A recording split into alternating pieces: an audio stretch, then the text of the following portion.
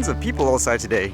It's actually a really good time, I guess, to fly usually with the good weather. Lots of people outside as well. People having weddings, which is actually kind of interesting with this article where apparently, I guess, someone was flying a drone just to capture footage, and because of that, I guess it was held, like his drone, because it was illegal, his flight.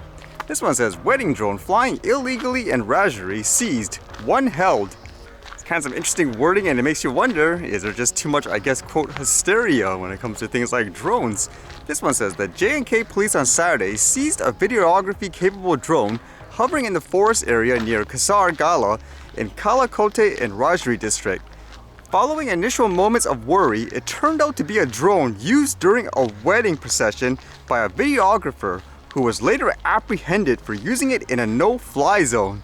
So imagine that, people scrambling thinking it's something, I don't know, terrorist related, all that, and all it is someone just capturing footage, which I guess was for a wedding in this case. It says, on Friday, reliable information was received regarding a drone-like object that was flying at Patha near Kasar Gala. Imagine just capturing footage and then all of a sudden you have, I don't know, like say military personnel or something like that coming up to you. It says here, keeping the present security scenario and ongoing Amarnath Yatra into consideration, police and army teams immediately swung into action. Later it came to the fore that a marriage party had passed through the area and a videographer, Rahul Sharma of Jammu, accompanying the procession, flew the drone, a police official said. Look how much they tried, I guess, to actually hunt him down too, saying like here, the police was traveling on foot for around 2 hours, apprehended the videographer and seized the drone. Rajari DIG Dr. Hasib Magul confirmed the drone was seized. And as to why they banned, I guess, drones in the area, it says the Rajari district authorities banned the flying of drones in June 2021 after 2 low-intensity explosions had left 2 Indian Air Force personnel injured at the Jammu Air Force Station on June 27, 2021. That's just kind of crazy again. And then again, I guess the guy should have been aware, although I'm not really sure what all the procedures and stuff are in that specific area. But it's kind of crazy. Get like arrested all these military personnel for someone just capturing, I guess, video and all that for a wedding. And this was actually really fascinating, where that news of Elon Musk buying Twitter, apparently it's a no-go now, according to this anyways. It says here, Elon Musk notifies Twitter he is terminating the deal. The billionaire Elon Musk wants to end his $44 billion deal to buy Twitter. As to why he's backing out, the claim is the company Twitter wasn't honest about, I guess, the data when it comes to the company itself in terms of, for example, how many users are there. Apparently there's accusations that a large percentage of them are bots, and because of that he's backing out and all that. But to my understanding from reading this, he has to potentially pay $1 billion, like that's the agreement, where if he backs out of the deal. But because of this, they're still going to, I guess, sue him for it. It's kind of funny because before all the news, I read people, I guess, on Twitter's board or employees, they actually were trying to stop him from purchasing it, but it seems like, I guess, they're going to proceed with legal, I guess, action to try to get him to actually follow through in purchasing it. And more explanation as to why, it says here, in terms of why he backed out, Ringler claimed that Twitter did not provide Musk with relevant business information he requested, as Ringler said the contract will require. Musk has previously said he wanted to assess Twitter's claim that about 5% of its monetizable daily active users are spam accounts. Twitter has failed or refused to provide this information, Ringler claimed. Sometimes Twitter has ignored Mr. Musk's requests, sometimes it has rejected them for reasons that appear to be unjustified, and sometimes it has claimed to comply while giving Mr. Musk incomplete or unusable information. And then there's some technicality where it's saying when the news broke out that he was going to buy it, the company quickly changed, I guess, a lot of stuff, which apparently he says here, it breaches the agreement. It says he also claimed Twitter breached its obligation under the agreement to get Musk's consent before changing its ordinary course of business, pointing to recent layoffs at the company. While Musk is now officially seeking to walk away from the deal, the saga is likely far from over. And they say here, in terms of the agreement, he apparently agreed to pay, I guess, $1 billion if he backs out. But as Twitter's board chair indicated they would do, the company can seek to hold Musk to his original deal by suing him for walking away if they dispute that his reasoning should be let out of the contract.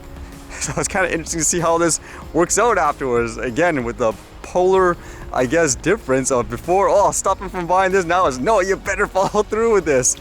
he exposed a lot, just from what I've seen anyways, the details of people who are really against certain things and all that. So it'd be kind of interesting to see how this works out. Was that his quote, I guess, master plan, which is to create, I guess, chaos? It might have cost $1 billion per se if it actually goes through like it says here, but maybe that's what he wanted to do, who knows.